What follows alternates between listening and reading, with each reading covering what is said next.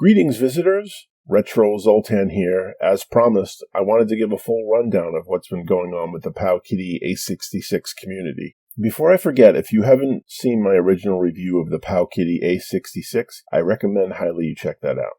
I'm going to list the issues people have been having with the system, and what exactly people have been doing to remedy the issues. If any of these alterations catch your interest, please check out the links provided in the description below.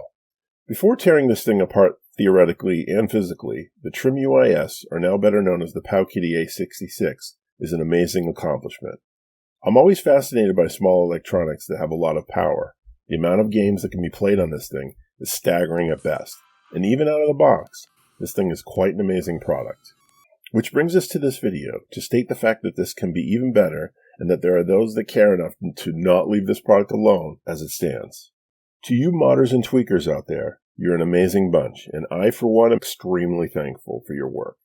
With that said, let's mess with this thing. The earliest annoyance people have been having with the Powkiddy A66 system is the problem with the early firmware.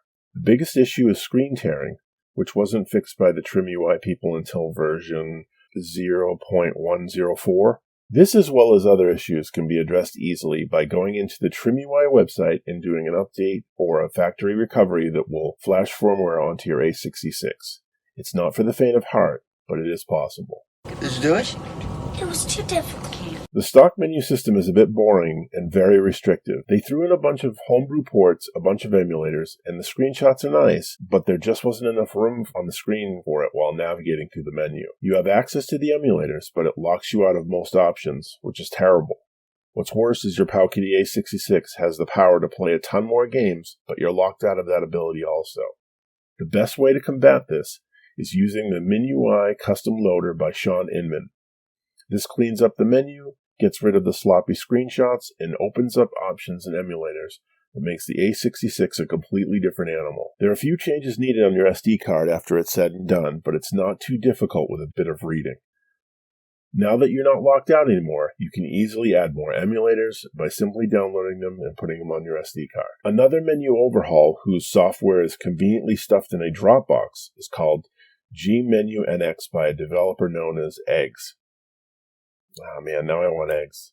This kind of gives your A66 the menu format that you would be more familiar with when using OpenDingus. OpenDingux. This gives you even more freedom to add your own emulators and ports like Doom and Quake.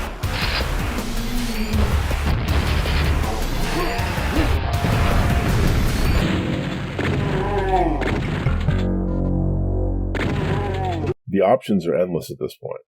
If you really like messing around or really enjoy the OpenDingux format, then this is a no-brainer.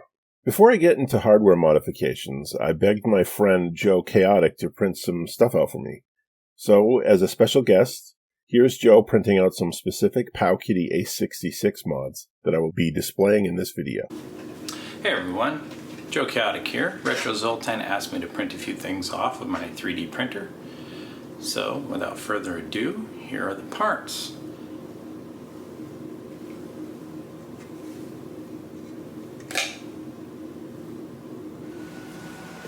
First we wipe it down with a little alcohol, so if there is any grease, it will continue to stick. Right now the bed's heating up to 215 degrees on the extruder, and the bed is at 60 degrees. And what that does is helps the plastic stick. When the bed is heated up to a certain temperature, certain plastics like certain temperatures. And it spits a little bit of plastic out.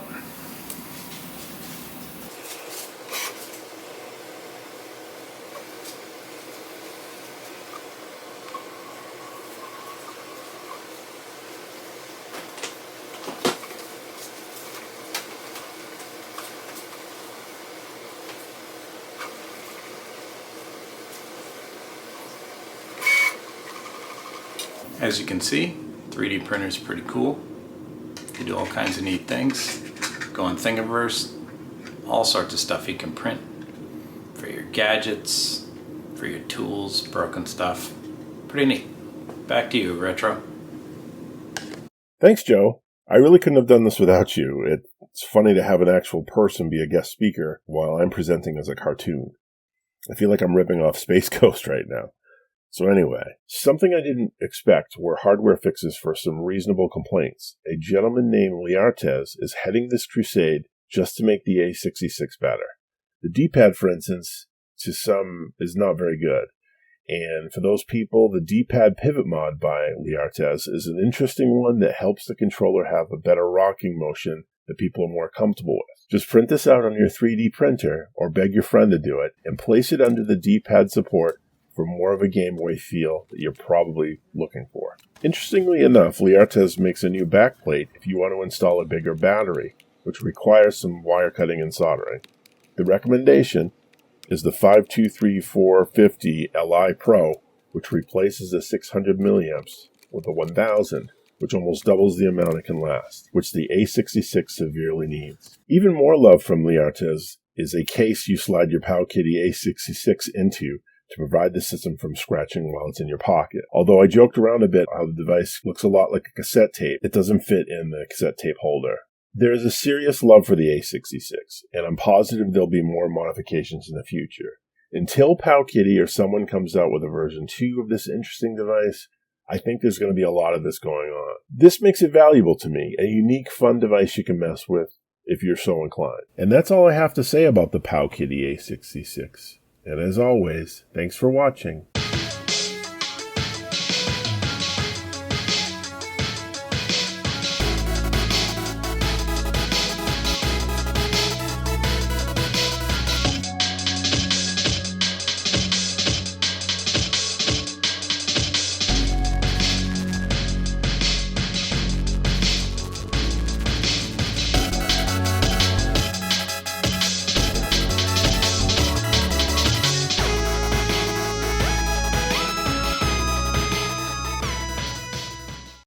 You know what? What? That's what?